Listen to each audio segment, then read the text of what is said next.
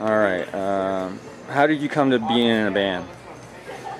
I was 32 years old, and my good buddy Joe came over with a bass guitar because he had learned a few Ramones songs by himself, and because he knew I had learned, I'd taken guitar lessons like when I was 11 years old.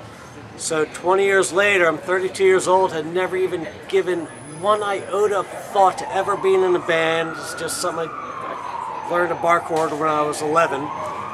He brought over a bass guitar, and I think the first song we jammed on was a Jesus and Mary Chain album song, actually. And then, yeah, he knew a couple of Ramones songs, and it's like, okay, well, that's kind of cool. We just started jamming, and the Ramones songs were so cool and simple that I thought, well, I could write that. So yeah. I wrote a song called Nice Personality. It's like, yeah, I can write a song.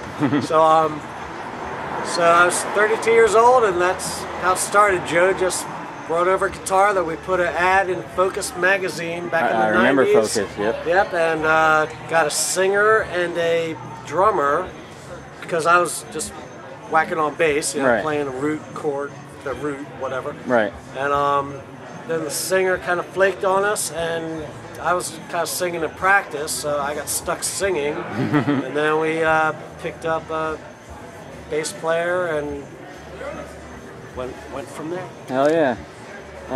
How did you get turned on to underground music, punk rock and stuff like that? I came up in the 70s, you know, I'm of a certain age, and you know, I was into, you know, like cool music, Zeppelin and Sabbath and Bowie, you know, normal stuff as right. a high school kid. Yeah, my big brother and sister turned me on to the Beatles and Stones and Doors, you know, that stuff. So I knew my rock and roll, but I was a long-haired Led Zeppelin pot-smoking dude, and if you had told me at 18 that I would ever like run a punk band, like something other than right, than like, you know, metal or hard rock or whatever, I would have said you were crazy. Oh yeah.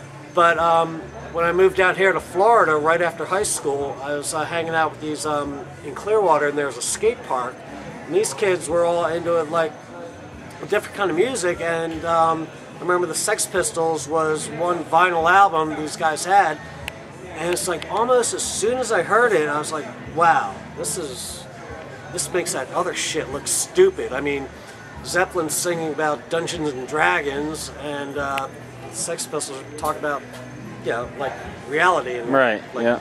cool shit. So and that was the one thing, that Sex Pistols album. And then when I saw the first punk, new wave, whatever you want to call it, band, about the same time, it was the Fanatics at the Courtroom Lounge in downtown Clearwater. Right on. Hell and yeah. that blew my mind. I mean, these people had weird haircuts and funny clothes, and I just thought, man, there's something going on that's way cooler than what I was into. All right. So I cut my hair and started buying Talking Heads and Ramones and Devo, exactly. And like for many years, like anything with long hair just seemed so uncool to me. Right. Although now I respect my Zeppelin and Sabbath. Yeah. Hell yeah. What is the coolest thing about playing in a band? For me, it's actually, you know, I appreciate the energy and the power of, you know, a loud band behind me and jumping around and having fun. And then people telling you, dude, that rocked, that was Hell awesome. Yeah. I mean, that shit is amazing. But for me, the best thing is when I'm just sitting with my acoustic guitar working out a song.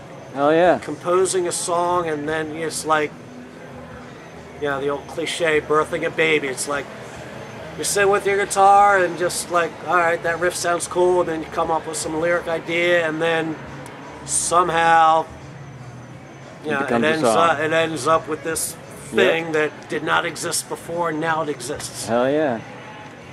What is the worst thing about being in a band? I don't know, I guess, all right, I will be totally honest. Probably when you don't see eye to eye with your bandmates and, you know, like some resentments build because it's like, hey man, check out my new baby, isn't it beautiful? And they're like, nah man, it's kind of ugly. But, yeah, yeah. Oh yeah. Yeah, we get past it. What is the most memorable show you've ever played? I have an answer for that because I'm a list maker. 1999, we opened for Iggy Pop at Janice Landing. Oh, hell yeah. And that was just... We've played Janice Landing 3 or 4 times in our lives, but that was the first time. And, you know, Iggy Pop, the Godfather, and it was cool because, I mean, it was like 900 people, the place was packed, and I remember some Japanese tourists walking around with a Car Bomb Driver t-shirt and 7-inch vinyl in their hand. like they thought that we were on tour with them, and like we were some, you know, hell yeah, some real band or something. That was an amazing night. What are your goals as a band? International superstardom. What else? Hell yeah. But realistically, just have fun, hanging with my friends, playing with the other bands that I respect. No, I don't ever expect to do anything more with it. But if we get discovered and become international superstars, I'll take the money. Hell yeah. Do you make money or lose money playing in a band? I'm sure we make a little bit, but yeah, we definitely make it. All the money just goes into the band fund. So whenever we have to record or rent a van to go to Orlando or whatever, we have that money there. Yep. So no, we make yeah, hell yeah. We make $100 every show, whatever. Outside of being in a band, how do you make a living? I'm a mild-mannered newspaperman by day. Not a journalist, but I work for the St. Petersburg Times, which is now the Tampa Bay Times. I've been there 30 years. Nice. So I got a jobby job. I'm an adult, I guess. Yes, this is true, sir. What is the biggest crowd you've ever played for? That would be that Iggy Pop show, Janice Landing. That I believe there. I like to say it was 1,000 people, but I believe the actual head count was something like 900. Cool. Oh yeah. What's the smallest crowd you've ever played for?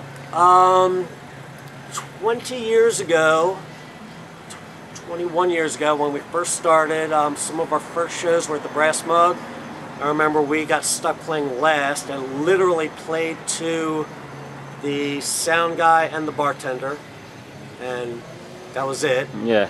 And but to bring that full circle, we hadn't played. We were so disgruntled about that. We never played Brass Mug again.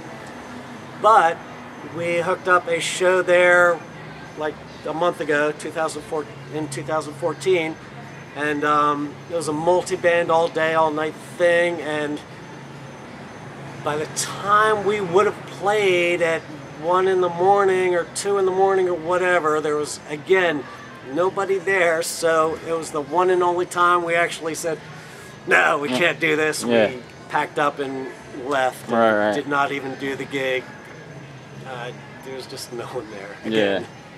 Well, not in to this business, not to diss Brass Mug. Yeah. It just it probably edit that out. Just a couple things didn't work out.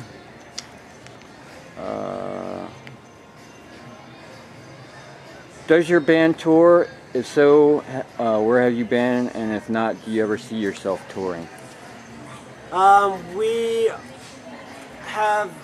We're kind of adults with jobs, you know, we're older, so now we don't tour, or we never toured extensively. We have played all over the state. We've been to Miami and Ocala. I mean, we played around the state, Jacksonville. We played all over the state. The farthest we ever got, we went on tour with Crippled Masters. well, I say tour. Right.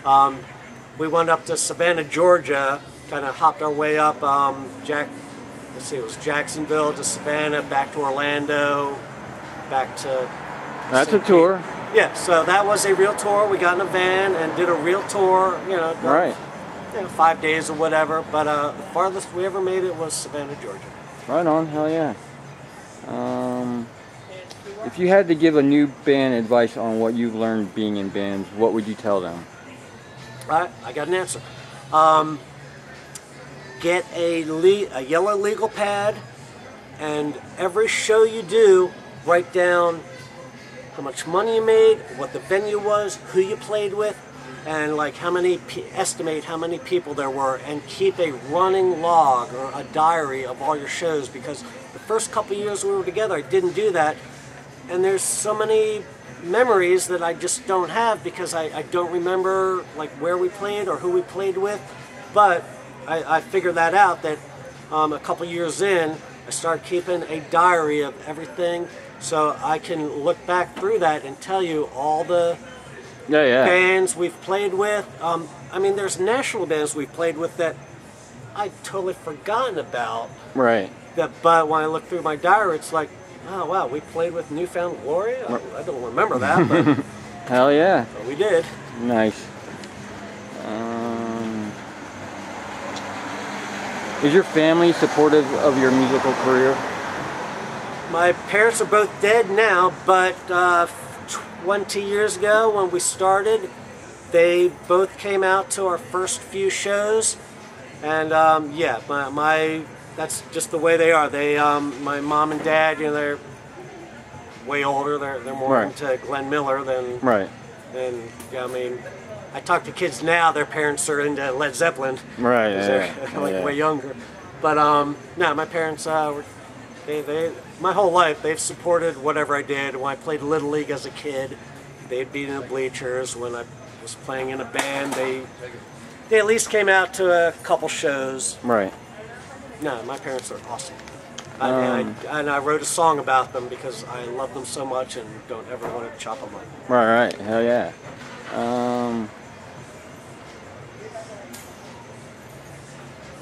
Does your job know that you play in a band, and are they supportive?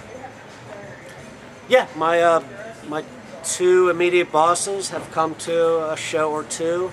As a matter of fact, we have a Christmas Carol thing that they do in the lobby at the Times every year, and they had trouble finding a guitarist, so like they were all like, "Oh, well, Dave's a musician. Ask Dave to do it." And I was like, "No, I can't play Christmas carols. I can only play what I write." But I'd say they know that I do it, and I wouldn't say they're supportive, but they get it. Yeah, they get it, and like I say, my immediate bosses have been out to shows because they're cool. Cool, hell yeah. How is your local music scene? Do you feel bands support each other, or do you feel that there's a competitive nature?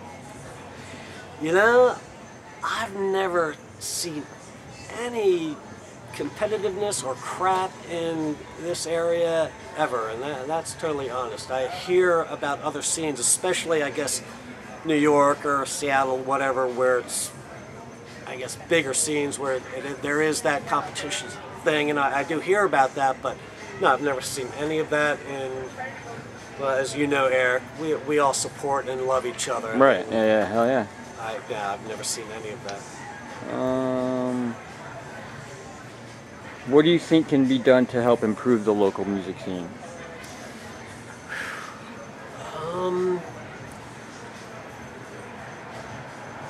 Well, maybe there's a few people like Brandon, Tampa Bay Hardcore, Roger Peterson, that I call them scene makers. They make things happen. Right. It's like they're always thinking, okay, what kind of thing can we do? What kind of promotion can we do? And if there were maybe a few more people that were doing that and giving us more options, but I appreciate that there are people doing all that. No clubs, etc. I mean, Jack, I just played in Ybor. Jack's Spatafora. I've known him forever. Cool guy.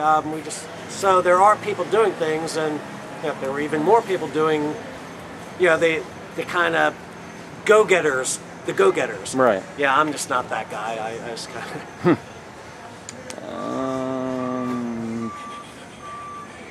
That's pretty much it. Yeah. All right. Cool.